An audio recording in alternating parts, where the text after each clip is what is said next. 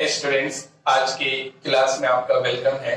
और आज के क्लास में हम लोग कूलम्स लॉ को वेक्टर फॉर्म में स्टडी करेंगे। तो देखिए, इसके लिए आपको वेक्टर का नॉलेज होना जरूरी है। 11th क्लास में स्केलर और वेक्टर चैप्टर पढ़ना है, तो यहाँ पर थोड़ा हम वेक्टर का रिवीजन कराते हैं। तो देखिए, अगर सपोज दैट दो पॉइंट हैं, एक यहां पर है और एक यहां पर है। अगर आप इधर से इधर एक लाइन खींचते हैं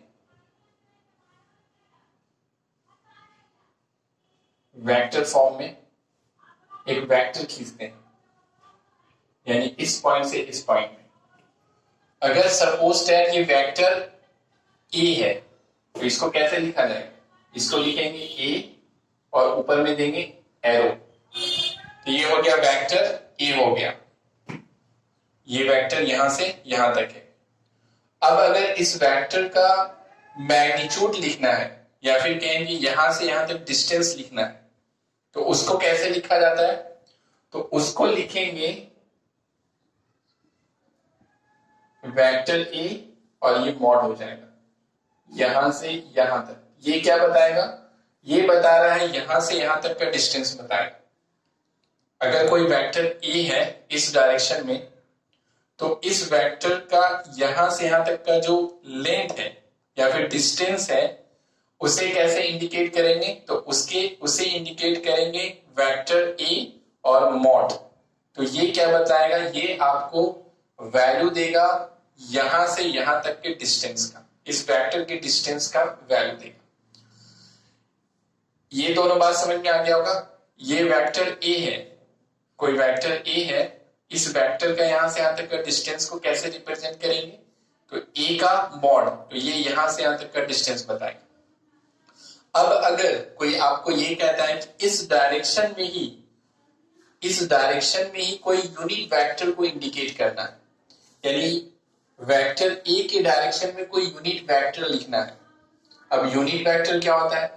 तो यूनिट वेक्टर वैसे वेक्टर को कहा जाता है जिसका मैग्नीट्यूड यूनिट होता है, और ऐसा वेक्टर एक पार्टिकुलर डायरेक्शन को इंडिकेट करता है या रिप्रेजेंट करता है, एक पार्टिकुलर डायरेक्शन को। तो अगर इस डायरेक्शन में एक यूनिट वेक्टर लिखना है, तो उसे हम लोग कैसे इंडिकेट करेंगे? उसे कैसे लिखेंगे? तो उसे लिखेंगे ए और ऊपर में कैप देंगे।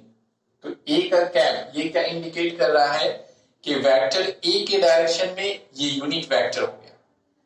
ए कैप का मतलब कि वेक्टर ए के डायरेक्शन में एक यूनिट वेक्टर को ये इंडिकेट कर रहा है। अब अगर इन तीनों में अब रिलेशन क्या होता है? तो देखिए, अगर आपने 11th पढ़ा होगा स्केलर वेक्टर, तो इन तीनों में रिलेशन होता ये है कि unit vector in the direction of, अगर ए है, ये यूनिट वेक्टर है इन द डायरेक्शन ऑफ ए के डायरेक्शन में एक यूनिट वेक्टर, एक ऐसा वेक्टर है जिसका मैग्नीट्यूड क्या है? 1 है, लेकिन उसका डायरेक्शन किस डायरेक्शन में है? इस वेक्टर की डायरेक्शन में। ये वेक्टर यूनिट वेक्टर नहीं है, इसका तो यहां से यहां तक मैग्नीट्यूड है, तो ये 1 से ज्यादा होगा। लेकिन ये एक ऐसा वेक्टर है जिसका मैग्नीट्यूड 1 है, लेकिन इसका डायरेक्शन किस डायरेक्शन में है? वेक्टर ए के डायरेक्शन में। उसे हम लोग लिखेंगे ए कैप। अब इन तीनों में क्या रिलेशन होगा? तो यूनिट वेक्टर ए ये इक्वल टू होता है vector A by vector A का मैग्नीट्यूड।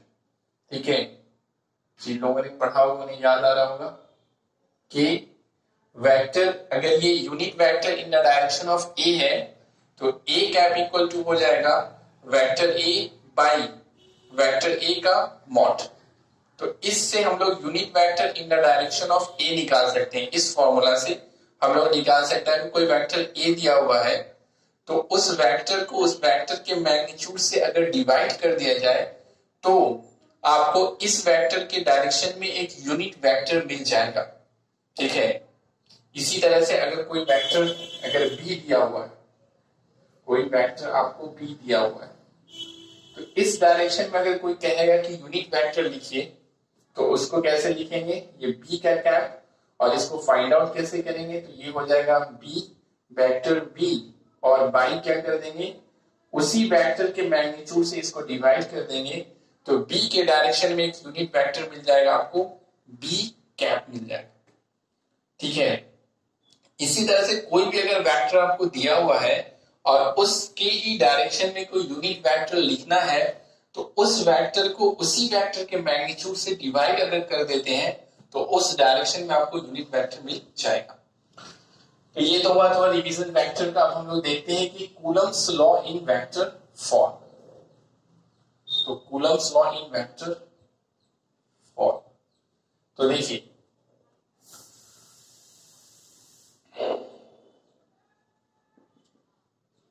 सपोज दैट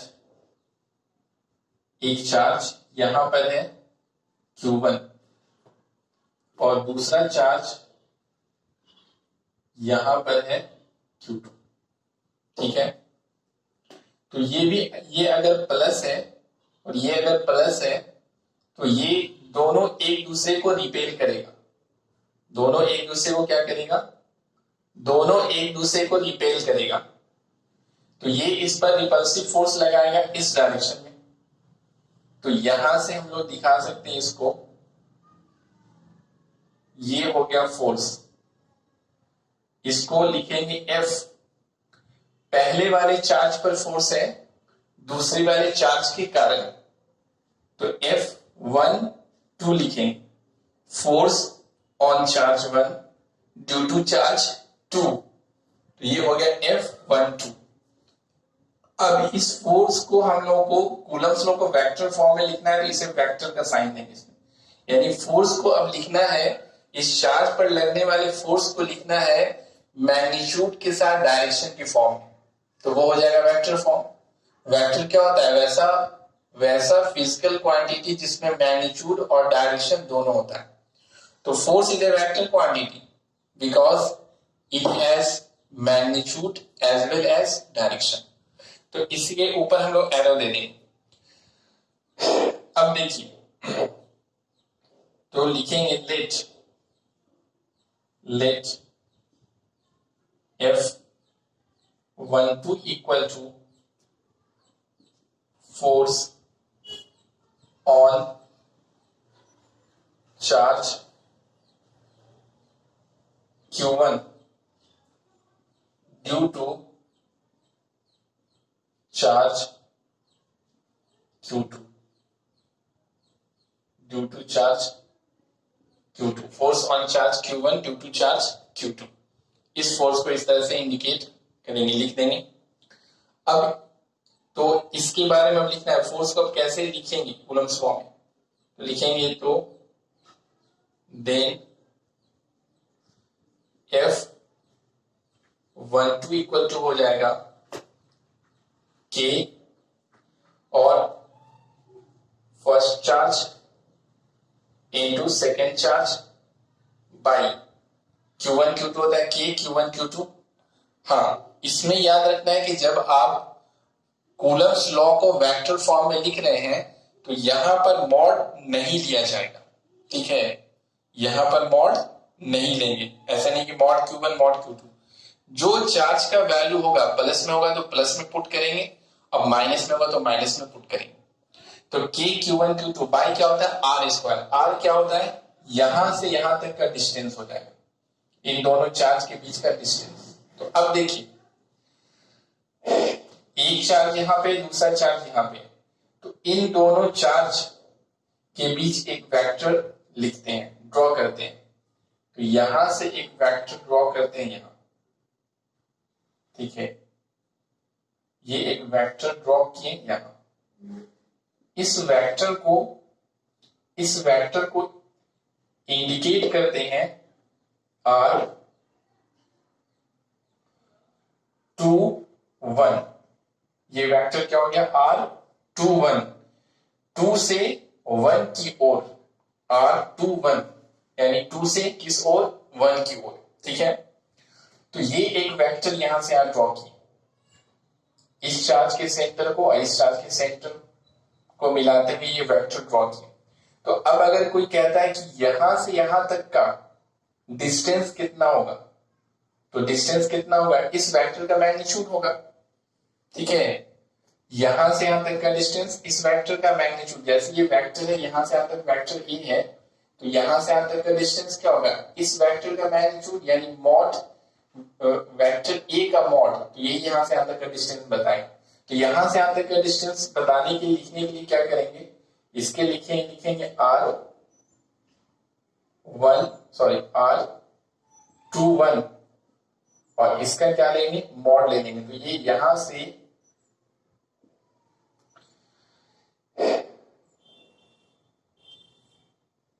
यहां तक का डिस्टेंस बताएगा।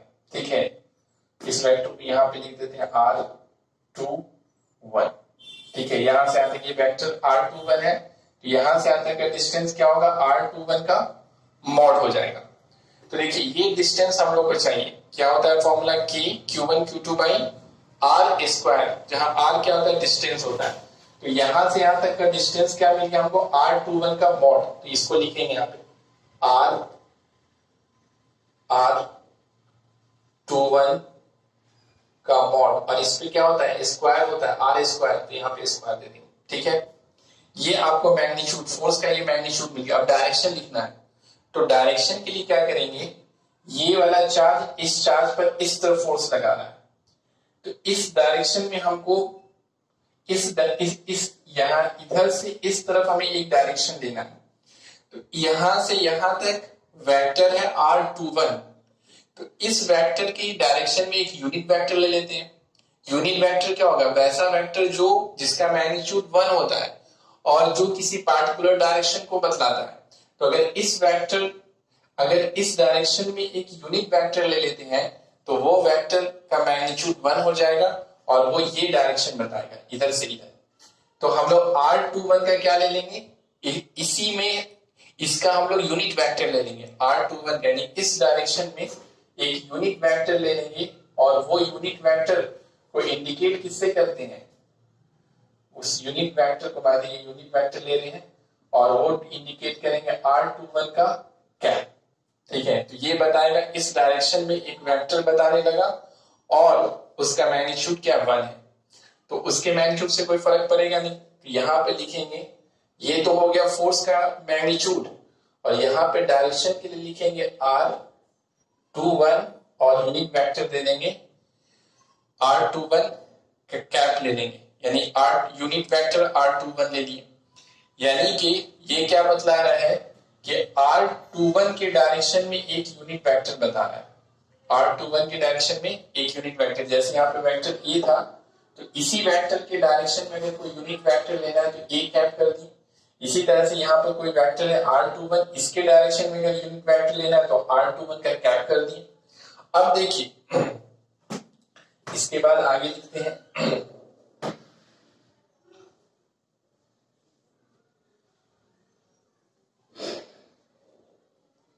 यहां से लिखेंगे, यहां लिखेंगे सिंस, अब देखिए चूंकि R21 का कैप इक्वल टू क्या हो जाएगा, जैसे अगर कोई वेक्टर ए है और ए के डायरेक्शन में यूनिट वेक्टर ए कैप है, और यहां से यहां तक का डिस्टेंस है वो ए का मॉड है, तो इन तीनों में क्या रिलेशन होता है, ए कैप इक्वल टू हो जाएगा vector A by vector A का मॉड, यानी इसी वेक्टर को इसी वेक्टर के मैग्नीट्यूड से डिवाइड कर जाता है।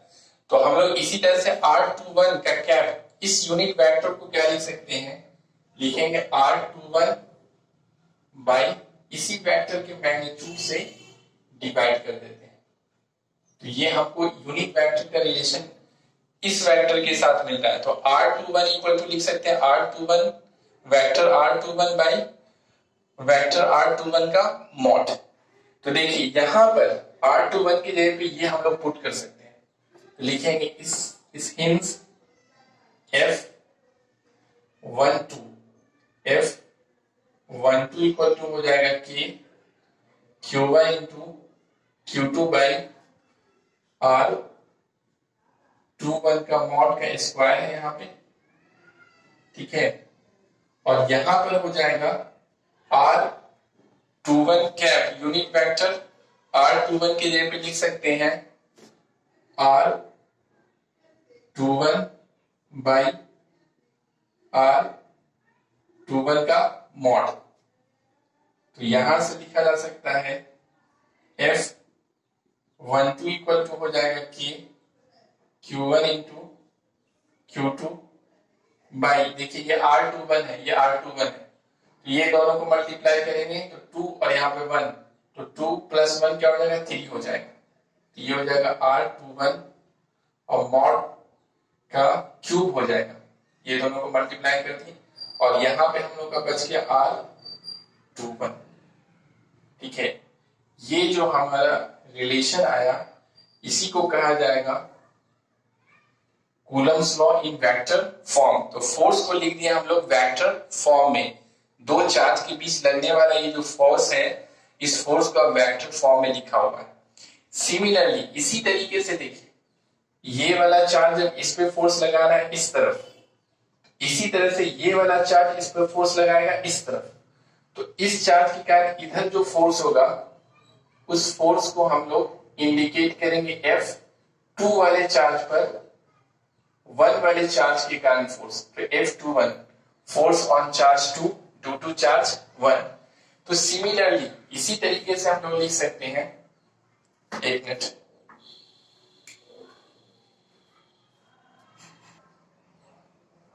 तो देखिए इसी तरह से लिखेंगे, similarly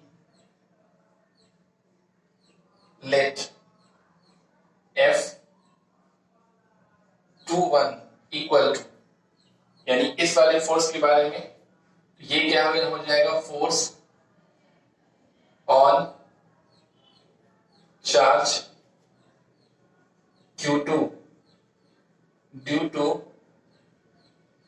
charge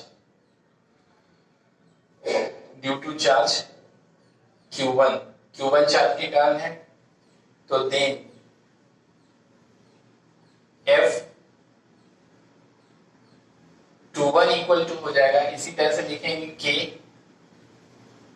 Q1 into Q2 by में हो जाएगा, जैसे ये R21 था, जब F12 था तो R21, तो F21 के लिए लिखा है R12, तो R12 और यहां पर क्यूब हो जाएगा और यहां से लिखेंगे R12 का वेक्टर, तो ये आपको फोर्स मिल गया जो चार्ज Q2 पे लग रहा है Q1 के कारण, चार्ज Q2 पर ड्यू टू चार्ज Q1। तो ये हम लोग का हो गया Coulomb's law in vector form हो गया। ठीक है, इसको आप कॉपी कर लीजिए या स्क्रीनशॉट ले लीजिए इसका, ये तो समझने के लिए था, इसको हटा दें, आप अगर चाहें तो अलग से लिख सकते हैं कहीं पर।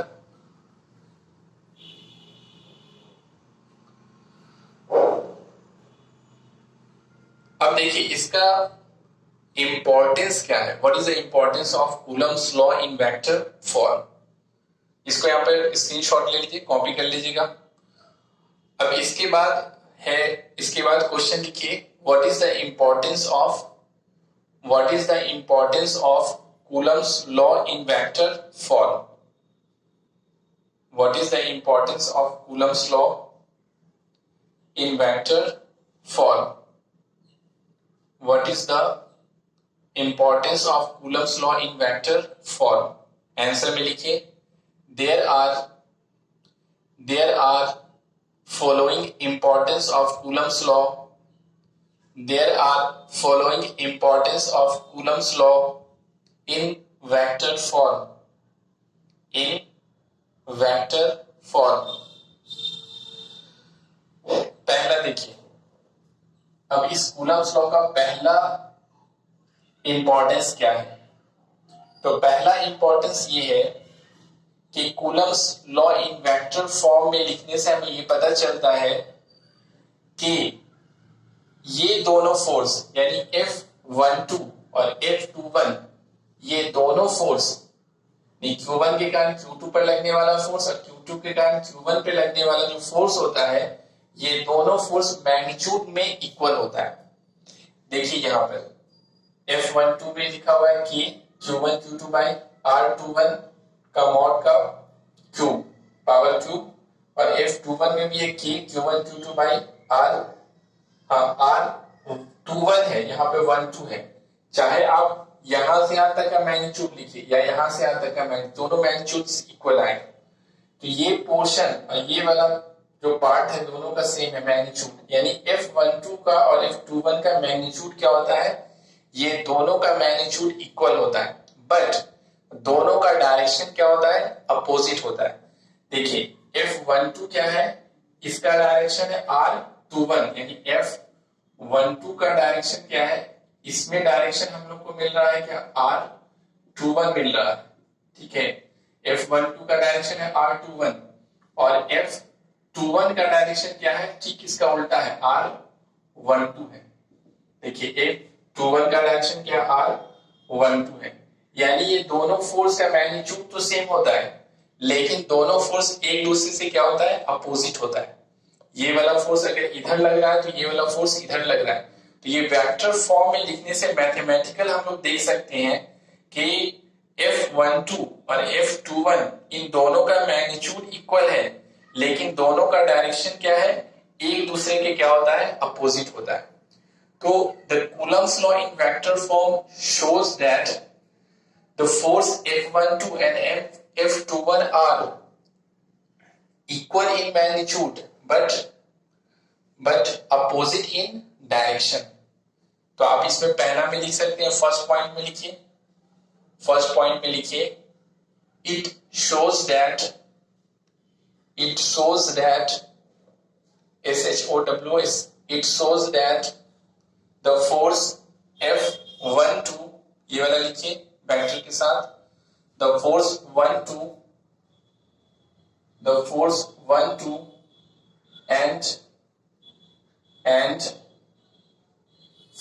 F21 and force F21 vector के साइन के साथ, force F21 are equal in magnitude but opposite in direction,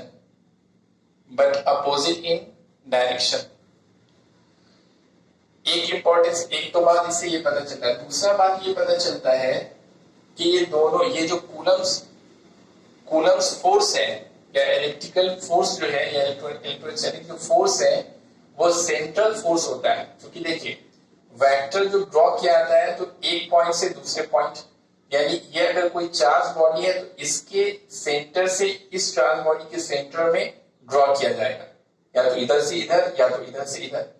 तो ये जो कूलम्स लॉ वेक्टर फॉर्म से लिखने से हमें ये पता चलता है कि ये जो फोर्स, ये जो इलेक्ट्रिक फोर्स है ये क्या है, सेंट्रल फोर्स है, यानी एक चार्ज बॉडी के सेंटर से दूसरे चार्ज बॉडी के सेंटर की ओर लगता है।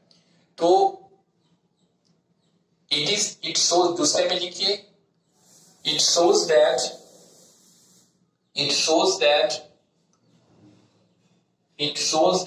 the Coulomb's force is a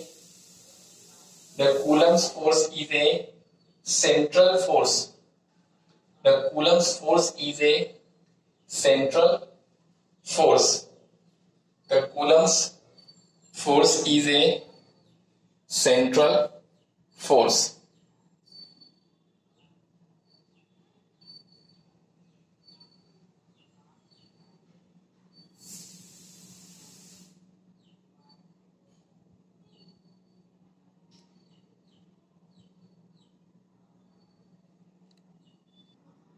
इन दोनों पॉइंट्स को हम वीडियो के डिस्क्रिप्शन में भी लिख देंगे, आप वहां से भी कॉपी कर सकते हैं। अब इस पर बेस्ड एक प्रॉब्लम देखते हैं।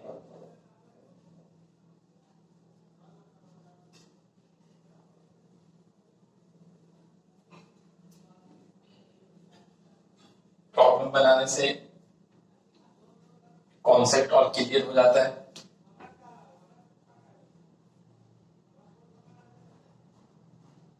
तो देखिए अगर क्वेश्चन आपको दिया हुआ है find the electric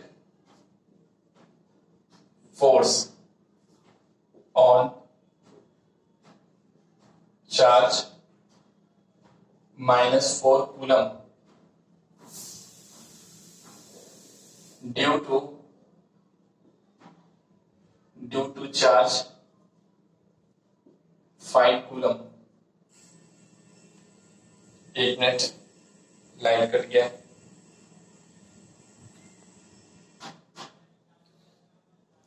due to charge 5 coulomb as shown in figure। देखिए, सपोज दैट यहां पर एक चार्ज है, ये है आपको -4 कूलम है, और दूसरा चार्ज यहां पे ये है 5 कूलम। यहां पर का आपको कोऑर्डिनेट दिया हुआ है, यानी कि ये जो चार्ज है उसका पोजीशन कोऑर्डिनेट के रूप में, कोऑर्डिनेट के फॉर्म में दिया हुआ है। ये दिया हुआ है आपको 2, 5 और 6 दिया हुआ है, और यहां पर का पोजीशन दिया हुआ है 4, 3,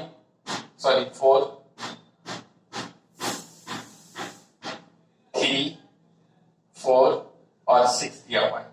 ठीक है, तो हमें निकालना है कि इस चार्ज पर लगने वाला फोर्स इसके इस चार्ज के ड्यू टू निकालना है। तो सबसे पहले ये पोजीशन वेक्टर निकालेंगे,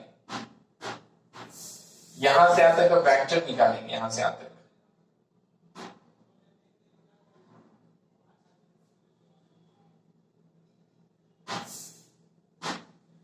इसको अगर आप इस चार्ज को मान लीजिए Q1 फर्स्ट चार्ज, इसको मान लेते हैं Q2, तो ये वाला वेक्टर हो जाएगा R2 से 1, ये वेक्टर हो जाएगा R21, 2 से 1 Q, और इसके कारण इस पे जो फोर्स होगा तो लिखेंगे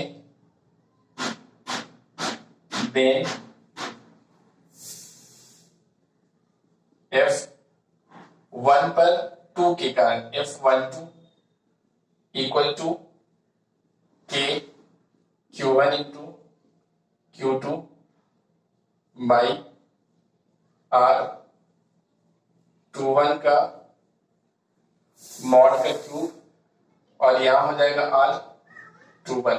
तो हमें निकालने के लिए Q1 Q2 चाहिए, वो तो दिया हुआ है, और R21 चाहिए। तो R21 कैसे निकालेंगे, तो लिखेंगे सिंस R21 इक्वल टू हो जाएगा, देखिए R2 से 1 निकाल रहे हैं, तो इधर से इधर निकाल रहे हैं, तो इस वाले कोऑर्डिनेट से, यानी कि जो फर्स्ट पॉइंट का कोऑर्डिनेट है, फर्स्ट पॉइंट इसको मान लेते हैं पहला पॉइंट, फर्स्ट पॉइंट के कोऑर्डिनेट में से सेकंड को सब्ट्रैक्ट करेंगे। अगर इधर से इधर निकाल रहे हैं, अगर इधर से इधर निकालते हैं तो इसको सब्ट्रैक्ट करते हैं इसमें से, तो इससे इसको सब्ट्रैक्ट करेंगे, यानी कि ये जो मेनली फॉर्मूला हो जाएगा आपको हो जाएगा ऐसे x1 minus x2 i cap plus y1 minus y2 j cap और प्लस z1 माइनस z2 के कैप। ये वेक्टर निकालने का समझिए कि ये वेक्टर निकालने का फॉर्मूला हो गया आपका। पोजीशन वेक्टर इस तरह से, अगर 2 पॉइंट दिया और कोऑर्डिनेट के फॉर्म में, तो इस तरह से आप निकाल सकते हैं। तो यहां से हो जाएगा R21 इक्वल टू हो जाएगा x1 कितना है 2 है, माइनस x2 कितना है 3 आई कैप, प्लस y1 कितना है 5 माइनस y2 कितना है 4, ये हो गया जे कैप, प्लस z1 कितना है 6 और z2 कितना है वो भी 6 है, ये के कैप हो गया। ठीक है,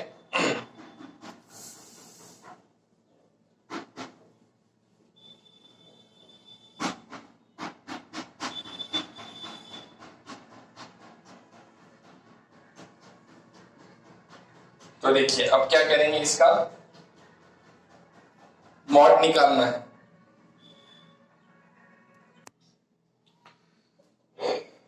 तो यहां से हम लोग का वैल्यू हो जाएगा R21 इक्वल टू, इसको सब्ट्रैक्ट करेंगे तो माइनस आई कैप प्लस जे कैप प्लस, और ये तो जीरो हो जाएगा, जीरो के कैप होगा, इसको हटा देते हैं तो लिखेंगे देन R21, इसका अगर मॉड निकालना चाहें तो मॉड क्या हो जाएगा, रूट अंडर यहाँ पे से -1 होगा, -1 का स्क्वायर प्लस यहाँ से भी 1, जे के पहले क्या है, कुछ नहीं है तो 1 है, आई के पहले माइनस है तो -1 है यहाँ पे, तो यहाँ पे हो जाएगा 1 का स्क्वायर, तो ये हम लोग को मिल जाएगा आपको 1 to √2 आ गया वैल्यू, तो लिखेंगे इसलिए F12 का वैल्यू हो जाएगा के Q1 कितना है, -4 है, जो चार्ज है वही रखना है, मॉड की फॉर्म में नहीं, तो ये हो जाएगा -4 और उधर हो जाएगा 5, और यहां से ये लिखाएगा √2 का पावर 3, और यहाँ पर R21 की जगह पे लिखेंगे -i प्लस j, तो ये हो जाएगा F12 इक्वल टू, ये माइनस को यहाँ ले जाएंगे, भाई दोनों को मल्टीप्लाई करेंगे तो 20k बाई √2 का पावर 3, और ये माइनस यहाँ जाएगा तो प्लस i और माइनस j, इसको और सिंप्लीफाई कर सकते हैं या फिर यही आंसर छोड़ देंगे, ठीक है, और सिंप्लीफाई करना चाहे तो आप कर सकते हैं, इस तरह से आप निकाल सकते हैं अगर वेक्टर फॉर्म में दिया हुआ है। तो आज के लिए इतना ही रहेगा और फिर अगले क्लास में हम लोग डिस्कस करेंगे। Okay, thank you.